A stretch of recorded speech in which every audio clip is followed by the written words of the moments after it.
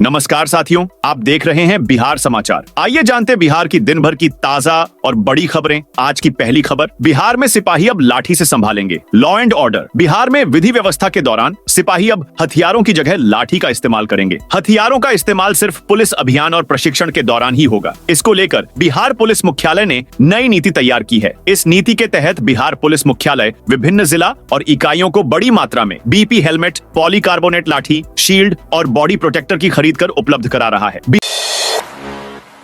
बिहार में चुनाव से पहले बड़ी संख्या में शिक्षकों की भर्ती की तैयारी है। सीएम नीतीश ने इसे लेकर आदेश जारी कर दिए हैं। मुख्यमंत्री ने बुधवार को एक्स पर इसकी जानकारी दी है। उन्होंने लिखा, हमने शिक्षा विभाग को कहा है कि सरकारी विद्यालयों में शिक्षकों की रिक्तियों की गणना तुरंत कर ली जाए और इस पर नियुक्ति के लिए TRE 4 की परीक्षा शीघ्र लेने की कार्रवाई की जाए। राज्य सरकार ने पहले ही स्पष्ट कर दिया है कि नियुक्तियों में 35% महिलाओं के लिए आरक्षण का लाभ बिहार की निवासी महिलाओं को ही दिया जाएगा।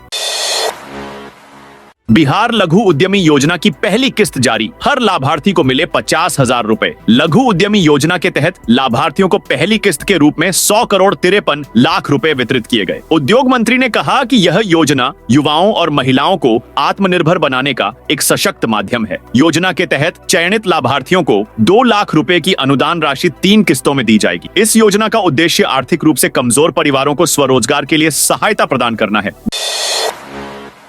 बिहार में मानसून एक बार फिर से एक्टिव हो गया है। बुधवार की सुबह पटना, दरभंगा, बेतिया, बक्सर, किशनगंज, कटिहार, सहरसा, छपरा, जहानाबाद, औरंगाबाद, मधेपुरा, सुपौल और समस्तीपुर में बारिश हुई। सहरसा और समस्तीपुर में लगातार हुई बारिश की वजह से कई इलाकों में जल जमाव की समस्या बन गई है। वहीं मंगलवार की रात पटना में तेज हवा के साथ बारिश हुई, जिससे कई जगहों पर पेड़ गिर गए। मौसम विभाग ने आज यानी बुधवार को राज्य के 20 जिलों में आंधी बारिश का अलर्ट जारी किया है। इसमें 5 जिलों में हेवी रेन का ऑरेंज अलर्ट और 15 जिलों के लिए येलो अलर्ट है। वहीं अरवल, गया, नालंदा, पटना सहित 15 जिलों में हल्की से मध्यम बारिश के साथ कुछ जगहों पर तेज बारिश और आकाशीय बिजली गिरने की संभावना जताई गई है। पटना में शराबबंदी पर डीएम की सख्ती, 15 दिन में जब्त शराब नष्ट करने के आदेश। जिलाधिकारी डॉक्टर त्यागराजन SM ने आज समाहरणालय में शराबबंदी से जुड़े मामलों की समीक्षा की। बैठक में जब्त शराब, पकड़े गए वाहन, नीलामी और कोर्ट में लंबित मामलों पर चर्चा हुई। जिलाधिकारी ने अधिकारियों को साफ हिदायत दी कि जब्त किए गए शराब को तुरंत नष्ट किया जाए और पकड़े गए वाहन पर प्रोसेस के जरिए काम कर वाहन की नीलामी की जाए। डीएम ने कहा कि थानों में पड़ी जब्त शराब को 15 दिनों के अंदर हर हाल में नष्ट किया जाए। सभी थानों को यह भी कहा गया कि वे एक रिपोर्ट बनाकर बताएं कि कितनी शराब पहले से पड़ी है और कितनी पर अब तक कोई आदेश नहीं आया है। बिना कागजात वाली सरकारी भूमि के लिए नए नियम, केवल आम लोग ही जमीन से जुड़े कागजातों को संभाल कर रखने में सुस्त नहीं है। सरकारी विभागों का भी यही हाल है। राजस्व एवं भूमि सुधार विभाग के अपर मुख्य सचिव दीपक कुमार सिंह ने बिना कागजात वाले सरकारी जमीन का स्वामित्व तय करने के लिए नया दिशा निर्देश जारी किया है। मुख्यालय के सभी विभागीय प्रधानों के अलावा प्रमंडलीय आयुक्तों और जिलाधिकारियों को लिखे पत्र में कहा गया है कि अनिवार्य रूप से सभी विभागीय जमीन की जमाबंदी कायम कराएं। ऐसे विभाग जिनके पास जमीन के अंतरण का दस्तावेज नहीं है, वे सबसे पहले अंचलाधिकारी के पास आवेदन देकर अपने कब्जे की जमीन की सरकारी अमीन से मापी करा लें। इससे पहले कब्जे की जमीन चिन्हित कर लें।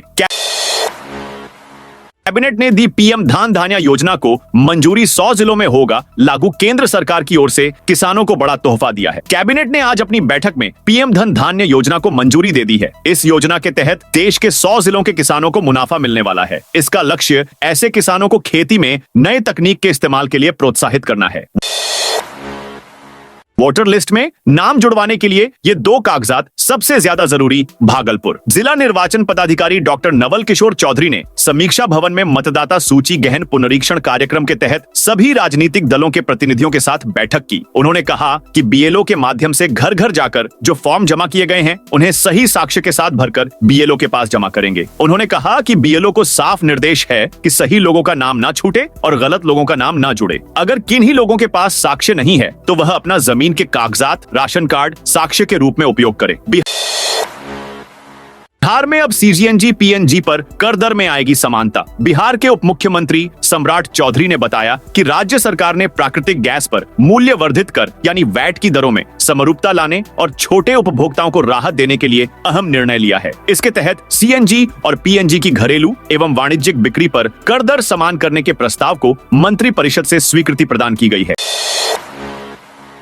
गांव वालों को नीतीश सरकार ने दी खुशखबरी। ग्राम पंचायतों में संचालित आरटीपीएस केंद्रों पर सेवाओं का विस्तार कर 45 नई सेवाएं जोड़ी गई हैं। अब कुल 65 सेवाएं ग्राम पंचायतों में संचालित आरटीपीएस केंद्रों पर उपलब्ध हैं। राजस्व एवं भूमि सुधार विभाग की 7 लोक सेवाओं के अधिकार का लाभ लेने हेतु ग्राम पंचायतों में संचालित आरटीपीएस केंद्रों पर आवेदन किया जा सकता है। बख्तियारपुर ताजपुर महासेतु की लागत तीसरी बार बढ़ी। 15 साल से बन रहे बख्तियारपुर ताजपुर महासेतु की लागत राशि तीसरी बार बढ़ी है। कैबिनेट ने निर्माण के लिए 3,923 करोड़ रुपए खर्च की मंजूरी दी है। नवंबर 2011 में जब निर्माण शुरू हुआ तो लागत 1,603 करोड़ थी, फिर यह बढ़ाकर 2,875 करोड़ की गई थी। अब फिर से एस्टीमेट रिवाइज करते हुए निर्माण पर 3,923 करोड़ रुपए खर्च करने का निर्णय किया गया है। सबसे पहले 300 करोड़ लागत बढ़ाई गई थी, फिर 935 करोड़ दिए गए, अब 634 करोड़ 95 लाख रुपए, फिर वन टाइम फंड इन्फ्यूजन राशि बढ़ाई गई है। मुंगेर से सबौर तक 83 किलोमीटर लंबा गंगा पथ बनाया जाएगा। कैबिनेट ने मुंगेर से सबौर तक 83 किलोमीटर लंबे गंगा पथ के निर्माण को मंजूरी दी है। मुंगेर से साफियाबाद, बरियारपुर, घोरघट, सुल्तानगंज, भागलपुर होते हुए सबौर तक जाएगी। यह सड़क पटना के दीघा दीदारगंज मरीन ड्राइव की तर्ज पर बनेगी। 9,970 करोड़ रुपए खर्च होंगे। 7 गंगा घाटों का विकास होगा। 1 टोल प्लाजा बनेगा। इसे बनाने पर 4,850 करोड़ खर्च होंगे। किराए पर मेट्रो ट्रेन लेगी नीतीश सरकार। पटना में मेट्रो ट्रेन का परिचालन शुरू करने के लिए राज्य सरकार करीब 3 वर्ष के लिए 3 डिब्बों वाली मेट्रो ट्रेन किराए पर लेगी। इस पर 21 करोड़ 15 लाख रुपए से अधिक खर्च होंगे। इसके साथ ही अगस्त 2025 से मार्च 2028 तक पटना मेट्रो रेल परियोजना के प्रायोरिटी कॉरिडोर के रखरखाव पर 179 करोड़ 37 लाख रुपए भी खर्च होंगे। गांधी मैदान थानेदार राजेश कुमार को एसएसपी ने सस्पेंड किया। पटना के गांधी मैदान के थानेदार राजेश कुमार को लापरवाही बरतने के आरोप में सस्पेंड कर दिया गया है। यह कार्रवाई पटना के एसएसपी कार्तिकेय शर्मा की सिफारिश पर की गई है, जिसे आईजी पटना जितेंद्र राणा ने मंजूरी दी। राजेश कुमार पर लापरवाही बरतने का आरोप है। गोपाल खेमका कांड मामले में भी उनकी भूमिका में लापरवाही पाई गई थी। एसएसपी कार्तिकेय के शर्मा ने हाल ही में की गई समीक्षा के दौरान राजेश कुमार की कार्यशैली के कई बिंदुओं पर गंभीर लापरवाही पाई, जिसके आधार पर यह कार्रवाई की गई।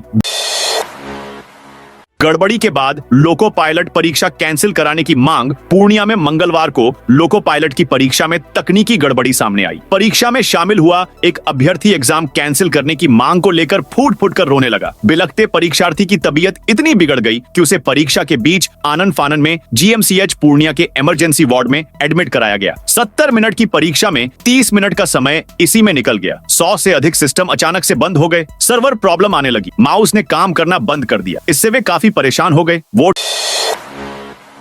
वोटर लिस्ट से नाम काटने से पहले मिलेगा नोटिस। बिहार की वोटर लिस्ट से 30 लाख मतदाताओं के नाम हटने पर मुख्य निर्वाचन पदाधिकारी विनोद सिंह गुंजियाल ने कहा कि मतदाता सूची से नाम काटने से पहले नोटिस दिया जाएगा। 1 अगस्त को प्रारूप प्रकाशित होगा। इसमें सभी गणना प्रपत्र भरने वाले मतदाताओं का नाम शामिल रहेगा। इसके साथ ही एक अलग से सूची प्रकाशित की जाएगी। इसमें पहचान किए जाने वाले स्थानांतरित, दोहरे वोटर और मृत वोटरों का नाम शामिल होगा। इन दोनों सूचियों पर दावा आपत्ति की प्रक्रिया 1 अगस्त से 1 सितंबर तक चलेगी। बेटा, अमेरिका में बना डॉक्टर मां ने 1.15 किलोमीटर तक बिछाया कारपेट। भागलपुर के सुल्तानगंज श्रावणी मेला के छठे दिन अजगैबीनाथ धाम में नेपाल से आई महिला कांवरिया सुनीता देवी ने एक मिसाल पेश की। अपने बेटे और बेटी के डॉक्टर बनने की खुशी में उन्होंने कांवरिया पथ पर लगभग 1.25 किलोमीटर तक कारपेट बिछवाया, जिससे कांवरियों को चलने में राहत मिल सके। सुनीता देवी नेपाल में सरकारी नर्स के पद पर कार्यरत हैं। उन्होंने बताया कि यह सेवा उनके परिवार की ओर से बाबा बैद्यनाथ के प्रति आस्था और कृतज्ञता की अभिव्यक्ति है। गयाजी की नदियां खतरे के निशान से ऊपर। पुल बही गयाजी में शेर घाटी से होकर गुजरने वाली मोरहर और बुढ़िया नदी ने कहर बरपाना शुरू कर दिया है। लगातार बारिश से नदियों का जल स्तर बढ़ गया है, जिससे कई इलाकों में तबाही मच गई है। कहीं पुलियां बह गई तो कहीं खेत नदी में समा गए हैं। पुल बह गया है, कई घरों में पानी घुस गया। 5,000 लोग प्रभावित हैं, जबकि नदी किनारे बने मिट्टी के दर्जनों घर को नदी अपने साथ बहा ले गई है। बेगूसराय में नाग पंचमी पर जहरीले सांपों का प्रदर्शन। बेगूसराय में मंगलवार को हर ओर नाग पंचमी की धूम मची रही। इस अवसर पर 25 से अधिक जगहों पर भगत और उनके सहयोगियों ने नदी और पोखर से जहरीले सांप निकाला। इन्होंने सांपों का प्रदर्शन किया। इस सब के बीच बेगूसराय के एक गांव से बड़े संख्या में जहरीले सांपों के साथ बच्चों की तरह खेलने का वीडियो सामने आया है, जिस पर एक बार फिर काफी तेजी से चर्चा हो रही है। जो वीडियो सामने आया है वह बरौनी प्रखंड में गंगा नदी के गुप्ता लखमीनिया बांध के बगल में स्थित सबौरा गांव चुका है, जहां की प्रत्येक साल बड़े पैमाने पर जहरीले सांप निकल जाते हैं और उसे देखने के लिए दूर दूर से लोग आते हैं।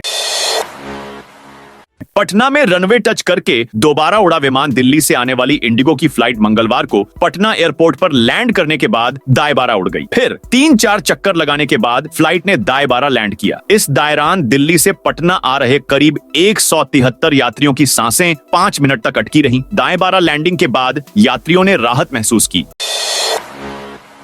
नालंदा में नंगे पैर एग्जाम देने पहुंचे कैंडिडेट्स। बिहार में सिपाही के 19,838 पदों पर भर्ती के लिए परीक्षा शुरू हो गई है। 16,73,586 अभ्यर्थियों को एडमिट कार्ड जारी किए गए हैं। एग्जाम की डेट 16, 20, 23, 27, 30 जुलाई और 3 अगस्त तक की है। परीक्षा में अभ्यर्थियों को पेन पेंसिल लाने की अनुमति नहीं होगी। परीक्षा हॉल में ही पेन और पेंसिल दिए जाएंगे। नालंदा में 16,578 अभ्यर्थियों के लिए 23 सेंटर बनाए गए हैं। चेकिंग के बाद छात्रों को एग्जाम हॉल में एंट्री दी गई। जूता पहनकर आने की मनाही थी, जिसके चलते कई छात्र नंगे पैर ही एग्जाम देने पहुंचे।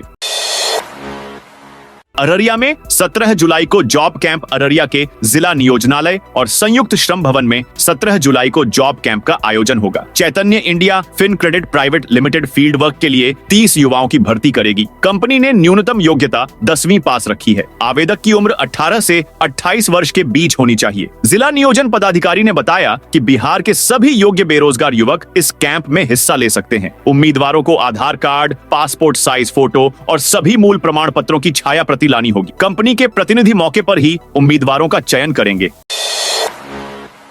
सहरसा विधायक ने पथ निर्माण मंत्री से की मुलाकात। सहरसा की 2 प्रमुख सड़कों के पुनर्निर्माण के लिए भाजपा विधायक डॉ आलोक रंजन ने पटना में बिहार के पथ निर्माण मंत्री नितिन नवीन से मुलाकात की। विधायक ने 2 मार्गों की समस्या मंत्री के सामने रखी। पहला मार्ग बरियाही बाजार से बनगांव होते हुए महिषी तक जाता है। दूसरा मार्ग बरियाही ब्रह्मस्थान से नवोदय विद्यालय होते हुए कलावती मैदान तक है। दोनों सड़कें वर्षों से जर्जर स्थिति में हैं। इन मार्गों पर हजारों लोगों का रोजाना आवागमन होता है। ट्रेनों पर पथराव करने वालों की होगी पहचान। गठित हुई टीम आरपीएफ और रेलवे अधिकारियों के जागरूकता अभियान चलाने और कार्रवाई की चेतावनी के बावजूद साहिबगंज, भागलपुर जमालपुर और भागलपुर मंदार हिल रेलखंड पर लगातार हो रहे ट्रेनों पर पथराव की घटना को रोकने के लिए रेलवे ने कार्य योजना बनाई है। इसके समाधान के लिए 10 बिंदुओं पर काम किया जाएगा। इसके लिए टीम गठित की गई है। रोस्टर बनाकर टीम के सदस्य चिन्हित इलाके में जाकर पड़ताल करने का काम शुरू कर दिया है। बेगूसराय में खतरे के निशान के करीब गंगा। बेगूसराय के तेघड़ा में गंगा नदी का जल स्तर खतरे के निशान के करीब पहुंच गया है। कटाव से स्थिति विकराल होती जा रही है। सबसे भयावह हालत मधुरापुर गांव के आसपास की है, जहां कटाव के कारण आबादी और रिंग बांध पर खतरा मंडराने लगा है। अयोध्या, बदलपुरा, मधुरापुर बीचला टोल, मधुरापुर दक्षिणबाड़ी टोल, मधुरापुर पुवारी टोल पर सबसे अधिक खतरा है। आबादी 30,000 के करीब है। लोगों का आरोप है कि इस दिशा में कोई सार्थक पहल नहीं हो रही है। कटाव के कारण लोगों में हड़कंप मचा हुआ है। रतजगा कर रहे हैं जिससे कि जान माल की सुरक्षा हो सके।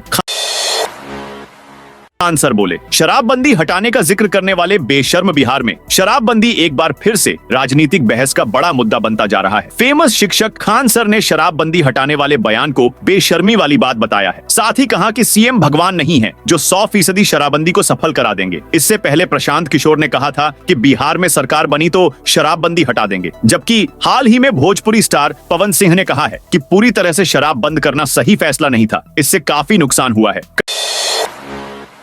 कटिहार में घोषाला। रेल ओवरब्रिज का निर्माण कार्य अधूरा। कटिहार के घोषाला रेल ओवरब्रिज के अधूरे निर्माण कार्य को लेकर पूर्व भाजपा नेता अमरेंद्र बागी ने मंगलवार को केंद्रीय सड़क परिवहन मंत्री नितिन गडकरी से दिल्ली में मुलाकात की। बागी ने इस मुद्दे को पहले भी मंत्री के सामने रखा था। निर्माण कार्य की धीमी गति के कारण उन्होंने दोबारा मुलाकात की। उन्होंने समय सीमा निर्धारित करने और जरूरत पड़ने पर रिटेंडरिंग कराने का अनुरोध किया। गडकरी ने राष्ट्रीय उच्च पथ पटना के अधिकारियों को तत्काल जांच का निर्देश दिया। साथ ही कारण बताओ नोटिस जारी करने और निर्माण कार्य शीघ्र पूरा करने का आदेश दिया। मुकेश सहनी का बड़ा हमला। बोले, लोगों को मछली की तरह मारा जा रहा विकासशील इंसान। पार्टी के प्रमुख मुकेश सहनी ने बिहार में कानून व्यवस्था की स्थिति पर चिंता व्यक्त की है। उन्होंने कहा कि राज्य में अपराधी बेखौफ हो गए हैं और सरकार का नियंत्रण कमजोर हो गया है। पटना में एक हत्या के पीड़ित परिवार से मिलने के बाद सहनी ने पुलिस की निष्क्रियता और शराब की अवैध डिलीवरी में शामिल होने का आरोप लगाया।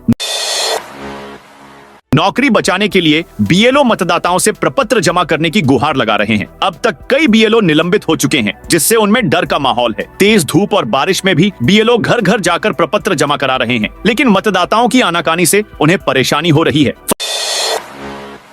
फर्जी बिल रसीद पर आयकर रिफंड लेने वालों पर गिरी गाज। विभिन्न प्रकार के धर्मार्थ संस्थाओं के नाम पर फर्जी दान की रसीद लगाकर करोड़ों का रिफंड पाने वालों के खिलाफ आयकर विभाग ने कार्रवाई की है। आयकर की धारा सेक्शन 80G के तहत पंजीकृत चैरिटेबल ट्रस्ट या संस्थाओं को दान देने पर 50% या 100% की टैक्स कटौती मिलती है, जबकि सेक्शन 80GGA वैज्ञानिक रिसर्च या ग्रामीण विकास से जुड़े दान के लिए छूट देता है।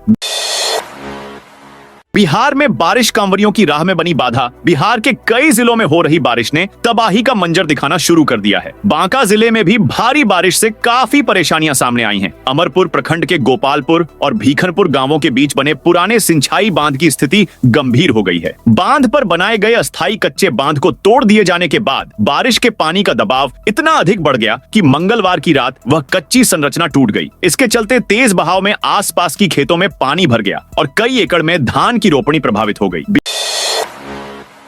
बिहार को मिलेगी 21 नए शवदाह गृह की सुविधा। बिहार को अगस्त महीने से 21 नए शवदाह गृह की सौगात मिलने वाली है। बुडको, पटना सहित बिहार के विभिन्न जिलों में आधुनिक शवदाह गृह का निर्माण कराया जा रहा है। इन सभी में विद्युत और पारंपरिक दोनों प्रकार के शवदाह गृह तैयार किए जा रहे हैं। पटना एयरपोर्ट के आसपास पेड़ यात्रियों की सुरक्षा के लिए खतरा। जयप्रकाश नारायण अंतर्राष्ट्रीय हवाई अड्डे के पास पेड़ों और खटालों से विमानों की सुरक्षा को खतरा है। विशेषज्ञों और अधिकारियों ने चिंता जताई है कि ये उड़ान और लैंडिंग में बाधा डाल सकते हैं। एयरपोर्ट के आसपास अवैध खटाल और कचरा पक्षियों को आकर्षित करते हैं, जिससे बर्ड हिट का खतरा बढ़ जाता है। प्रशासन से कार्रवाई की मांग की गई है ताकि यात्रियों की सुरक्षा सुनिश्चित हो सके। गयाजी में बैंक लूटने पहुंचे बदमाश को पुलिस ने पकड़ा। गयाजी के दक्षिण बिहार ग्रामीण बैंक में शाम करीब 4 बजे लूट की कोशिश की गई। 3 अपराधी बैंक में घुसे और करीब 6 लाख रुपए लूटने की कोशिश की। ये रुपए लेकर भाग रहे थे। इसी दौरान मकान मालिक और बैंक कर्मियों की सतर्कता से एक अपराधी को मौके पर ही पकड़ लिया गया, जबकि 2 अपराधी फरार हो गए। कैश जब्त कर लिए गए हैं। घटना के बाद बैंक में अफरा तफरी मच गई। मामला मगध मेडिकल थाना क्षेत्र के पांडे परसावा का है। मकान मालिक राजेश पांडे ने बताया कि 3 युवक अपाचे बाइक से आए थे। बैंक में घुसकर कैश काउंटर से रुपए समेटने लगे। तभी किसी ने बाहर से शोर मचाया कि बैंक में डकैती हो रही है। बैंक में सिर्फ कैशियर, एक अन्य कर्मी और चपरासी थे। टेस्ला भारत में 8 चार्जिंग स्टेशन लगाएगी। इनमें एक बार में 252 गाड़ियां चार्ज हो सकेंगी। टेस्ला का पहला शोरूम मुंबई के बांद्रा कुर्ला कॉम्प्लेक्स में खुल गया है। अभी कंपनी ने भारतीय बाजार में अपनी सबसे popular compact electric SUV model you को उतारा है, जिसकी एक्स शोरूम कीमत 60 लाख रुपए से शुरू होती है। इसके अलावा कंपनी ने स्टोर से करीब 6 किलोमीटर दूर एक सर्विस सेंटर और गोडाउन भी खोला है। कंपनी ने स्टोर ओपनिंग के साथ ही मुंबई और दिल्ली में 8 चार्जिंग स्टेशन सेटअप लगाने की घोषणा भी की है। इन स्टेशन पर एक बार में 252 इलेक्ट्रिक गाड़ियां चार्ज हो सकेंगी। कंपनी भारत में अन्य मॉडल लॉन्च करने के साथ अन्य प्रमुख शहरों में स्टोर भी खोलेगी। साथियों, ये थी बिहार की दिन भर की ताजा और बड़ी खबरें। आपने अभी तक बिहार समाचार चैनल को सब्सक्राइब नहीं किया तो फटाफट से कर लीजिए, ताकि बिहार की खबरें सबसे पहले आपको मिले।